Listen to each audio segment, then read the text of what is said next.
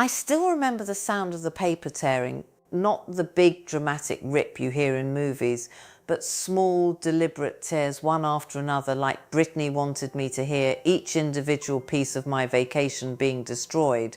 I was standing in my bedroom doorway, my suitcase half packed on the bed, when she walked in holding my printed boarding pass. She'd gone through my desk drawer again. "Mum, we need to talk," she said, and I knew from her tone this wasn't going to be a conversation. It was going to be a decree. "Brittany, I'm leaving tomorrow morning at 6. Whatever it is can wait until no, it can't." She ripped the paper in half, then in half again. "You can't just leave me to handle everything alone." I watched the pieces flutter to my bedroom floor, the same beige carpets I'd been meaning to replace for 8 years but never had the money for because I was paying for her textbooks, her car insurance, her spring break trips to California. My chest tightened, but I kept my voice steady. "Handle what, exactly?" "Everything, Mom. The bills, the groceries, the house. What if something breaks? What if I need you?" I looked at her, really looked at her. Brittany is 23 years old. She has my dark hair, but her father's green eyes, the ones that used to make me feel like I'd done something right by staying, by not falling apart when Derek walked out. She was wearing the designer jeans I'd bought her for Christmas, the ones she said everyone at U of O was wearing. $300, I'd worked an extra weekend shift to afford them. "You'll figure it out," I said quietly. That's when she walked into the kitchen and I heard the trash can lid clang. I followed her, watched her drop my passport into the garbage on top of coffee grounds and eggshells. "Brittany, I'm serious, Mum. You're being selfish." Selfish. The word hit me like a slap. I've been called a lot of things in my 61 years. Too soft, too giving, too tired, but never selfish.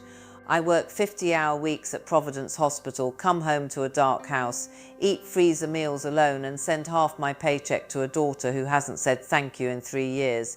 And I'm selfish for wanting 7 days at the ocean. I didn't argue, I didn't fish my passport out of the trash. I just picked up my purse, walked to the front door and called yellow cab. "Where are you going?" Brittany followed me, her voice rising now, panicked.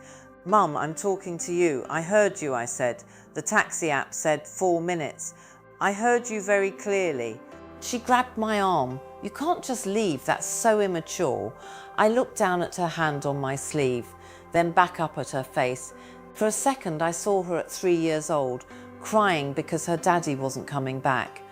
I'd held her all night, I'd promised her I'd never leave, and I'd kept that promise for 20 years, even when keeping it meant I disappeared. "Let go of me, Brittany." She did, and when the taxi pulled up, I got in without looking back.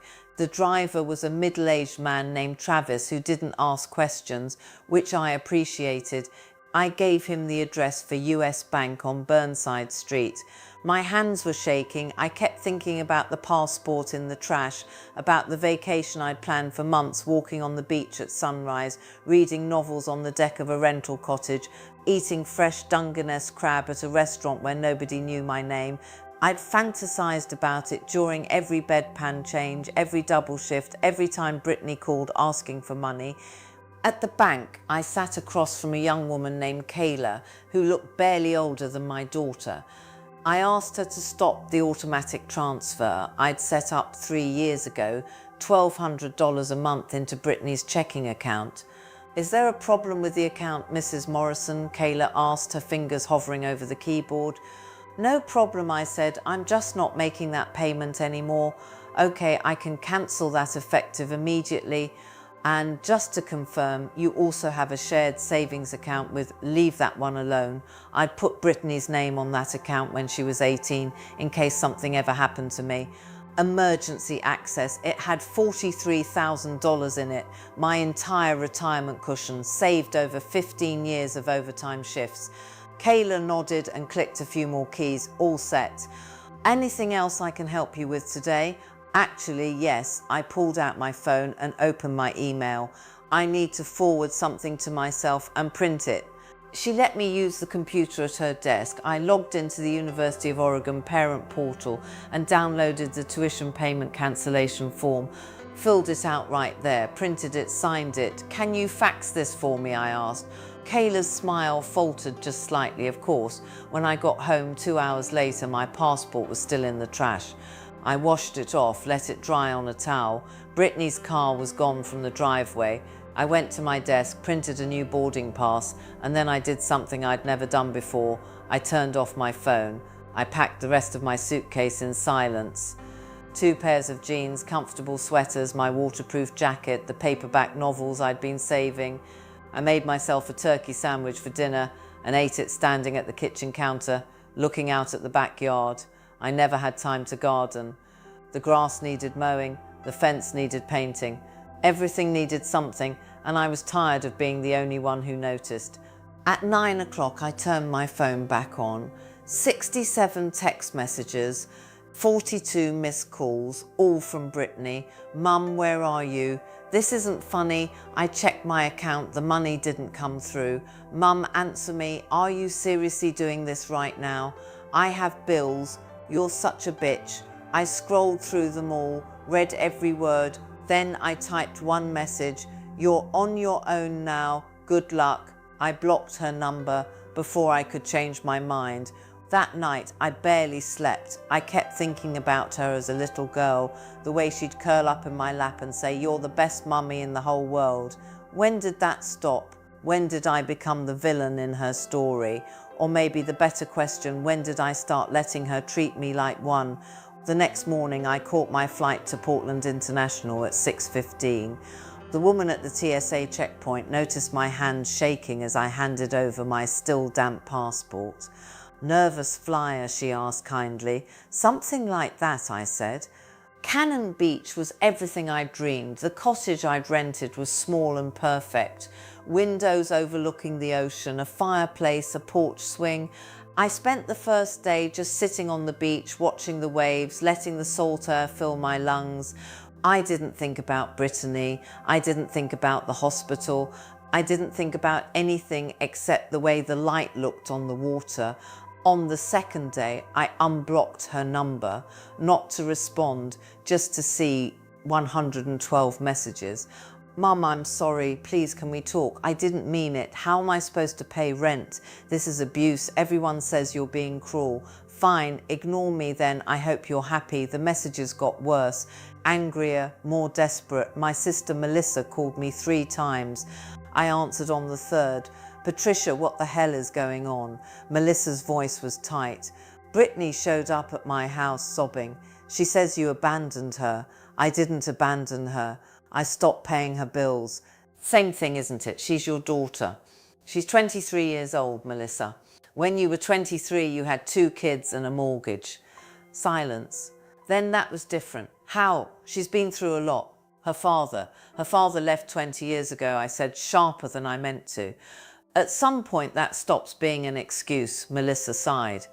"Look, I'm not saying you're wrong. I'm just saying maybe you could have handled this differently. Cutting her off completely, that's harsh, Patty." I closed my eyes. Melissa's always been practical, grounded, tough. If even she thought I was being too hard, maybe I was.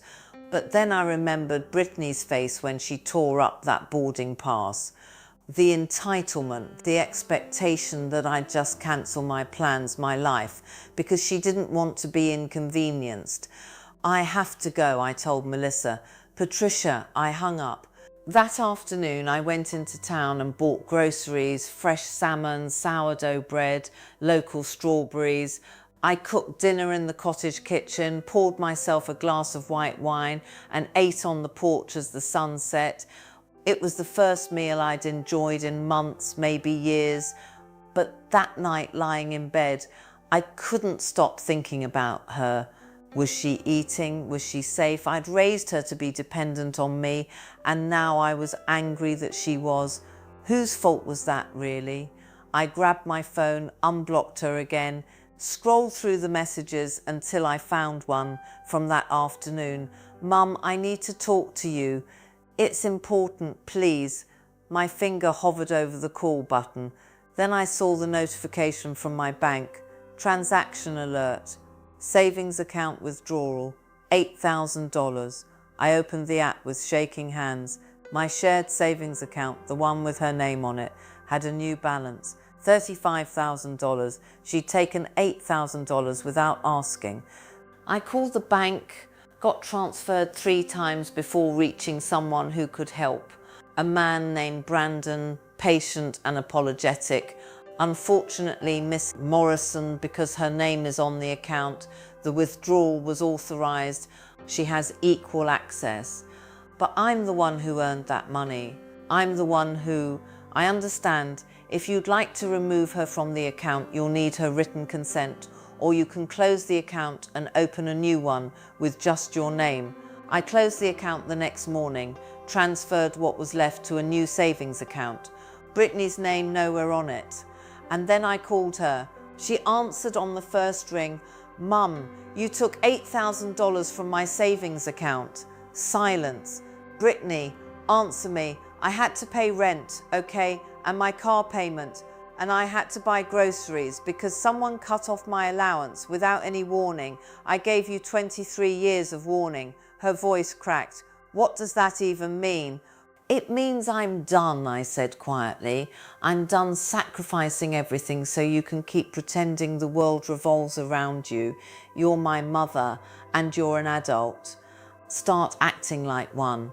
I hung up before she could respond, before I could apologise, before I could take it all back like I always did. The rest of the week passed in a blur. I walked on the beach every morning, read 3 novels, talked to strangers at coffee shops who didn't know my name or my story. For the first time in decades, I felt like a person instead of just a provider. But on my last night in Cannon Beach, sitting on the porch with the ocean wind in my hair, I got a voicemail from a number I didn't recognise. "Mrs. Morrison, this is Amanda from Cascade Property Management. I'm calling about your daughter Brittany's lease. Her rent check bounced and she's now 30 days past due. We've been trying to reach her, but she's not responding. Since you're listed as her emergency contact," I deleted the voicemail halfway through. Then I packed my suitcase and prepared to go home. The flight back to Portland felt longer than the one out. I kept my phone in my purse, face down, like if I didn't look at it, the problems waiting for me wouldn't be real. But somewhere over the Cascades, I pulled it out and stared at the black screen, seeing my own reflection.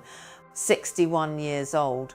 Grey hair, I'd stopped dyeing 2 years ago because who had the time or money? Lines around my eyes from smiling at patients even when I was exhausted.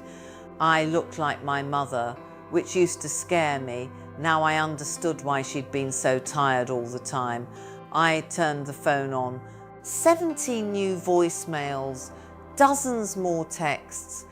Most from Brittany, but also from numbers I didn't recognise her landlord, someone from the University Financial Aid Office, even one from a collections agency. I put the phone away without listening to any of them. When I got home, Brittany's car was in my driveway. She was sitting on my front porch steps and she looked terrible.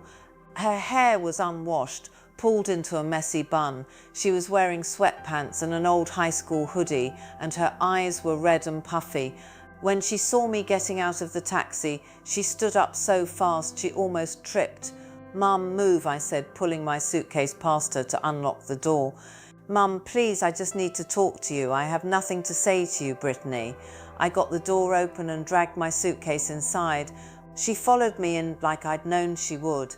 "They're going to evict me," she said, her voice breaking. I don't have anywhere to go."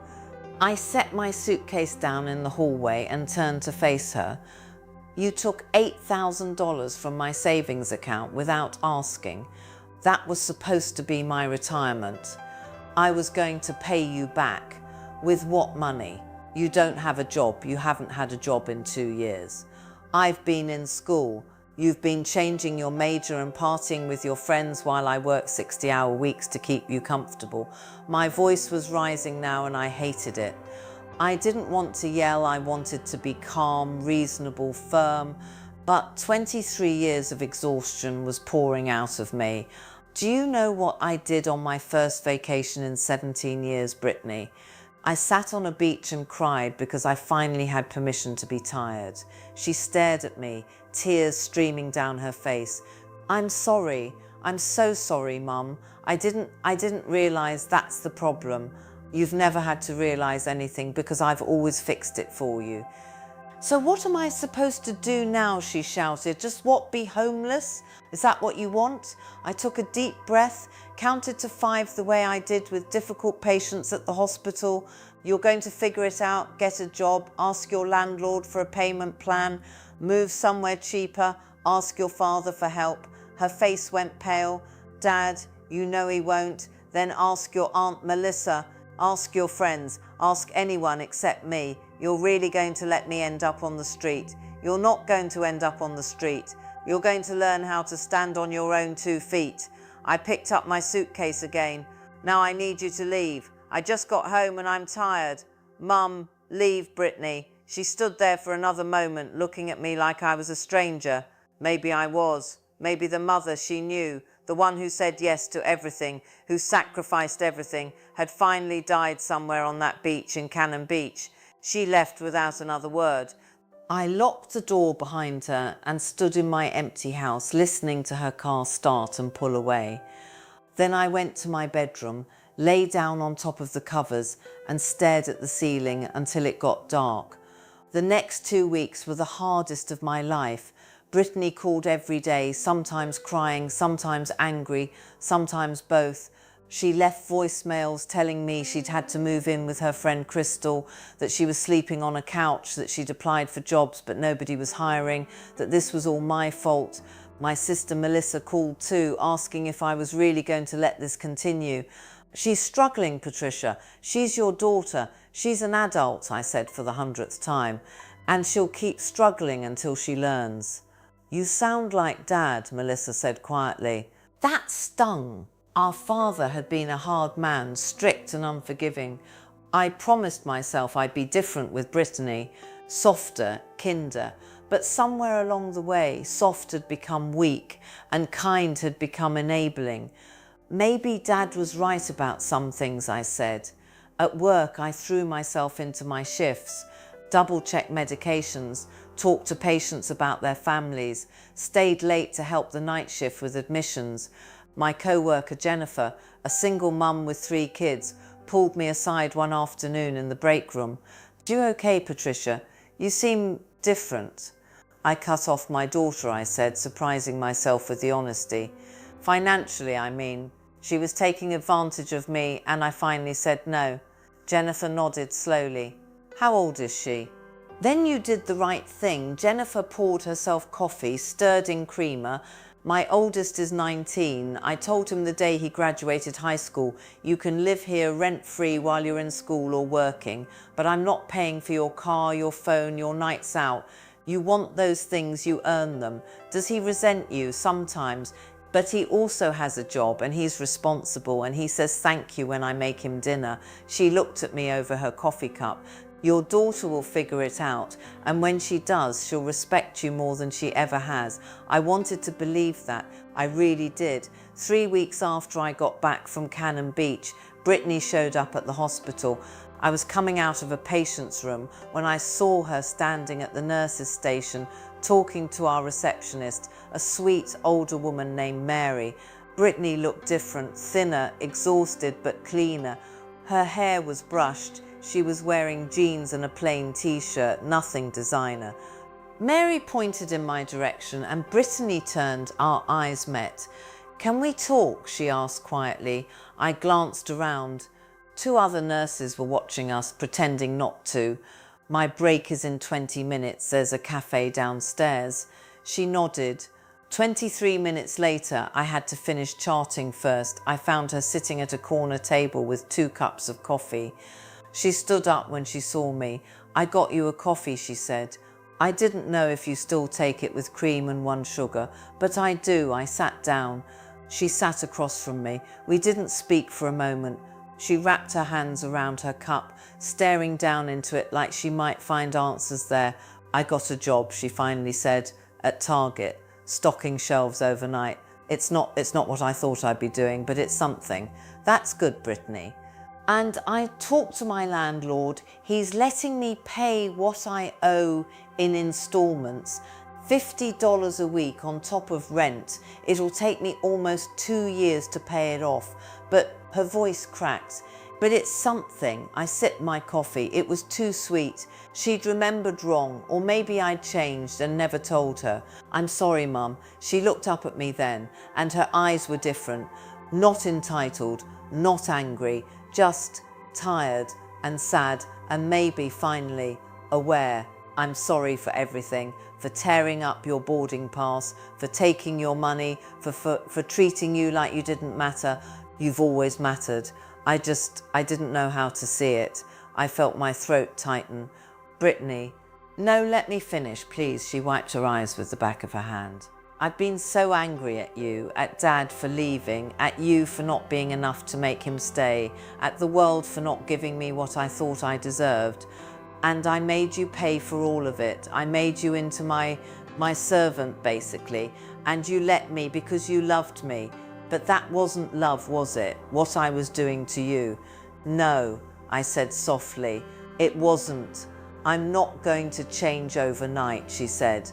I'm still going to mess up. I'm still going to be scared and angry and lost sometimes. But I'm trying, Mum. I'm really trying. I reached across the table and took her hand. Her fingers were cold, rougher than I remembered. Working hands now. I know you are, I said. Can you forgive me? I thought about that question. Forgiveness wasn't the hard part. I'd forgiven her the moment she walked into the hospital. The hard part was trusting that this change was real, that I wasn't going to slip back into old patterns, that she wasn't going to take advantage of this opening. I forgive you, I said, but things are going to be different now. She nodded. I know. You're going to keep that job. You're going to pay your own bills. And if you need help, real help, not just money because you overspent, you're going to ask me like an adult asks another adult. Not demand, not manipulate, ask, okay, and you're going to go back to school only when you know what you actually want to study. Not because you're bored or because your friends are doing it, but because you have a goal. I've been thinking about nursing, she said quietly, like you. That surprised me. Yeah? I see how people respect you, how you help them. She looked down at her coffee again. I want to matter like that. I want to do something that matters. I squeezed her hand. You already matter, Brittany. You just forgot for a while. We talked for another 10 minutes before my break ended. She told me about her roommate's situation with Crystal, about how humbling it was to stock shelves while people she knew from high school walked by shopping, about how she'd called her father and he'd actually agreed to meet her for coffee next week, about how scared she was that she'd fail at everything. You won't fail, I told her as I stood to go back to work. And even if you do, you'll get back up. That's what we do. She stood too, hesitated, then hugged me. A real hug, tight and desperate and grateful. I hugged her back, this daughter I'd nearly lost to my own good intentions. I love you, Mum, she whispered. I love you too, baby. Over the next 6 months, I watched Brittany slowly rebuild her life. She kept the job at Target, even got promoted to a daytime shift in electronics. She moved out of Crystal's couch and into a studio apartment. She could actually afford. She started taking online classes toward a nursing prerequisite, 1 class at a time, paying for them herself. We had dinner together once a week. She'd come over and we'd cook together, splitting the grocery costs, talking about our days like equals instead of like a mother and child. She still called me when things got hard, but the calls were different now. She'd say, Mum, I'm struggling with my biology homework. Can you help me understand this? Instead of, Mum, I need money for tutoring. She'd say, I'm really stressed about my bills this month. Can we talk through my budget instead of demanding I cover the shortfall? And slowly I started to see glimpses of the woman I'd always hoped she'd become. Strong, responsible, compassionate. One Sunday in October, she showed up at my house with a small envelope. What's this? I asked, taking it. Open it. Inside was a check for $500, made out to me, signed in her handwriting. Brittany, it's not all of it, she said quickly. not even close to all the money I took from you or all the money you spent on me.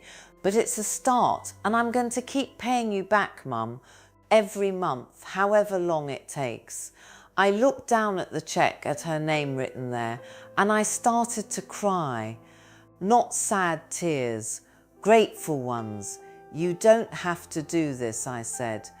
Yes, I do. You worked your whole life so I could be comfortable, and I threw it in your face. I can't undo that, but I can try to make it right. I pulled her into a hug, this daughter who'd finally grown up, and I thanked God for the strength to let her fall, because in falling she'd learnt to stand.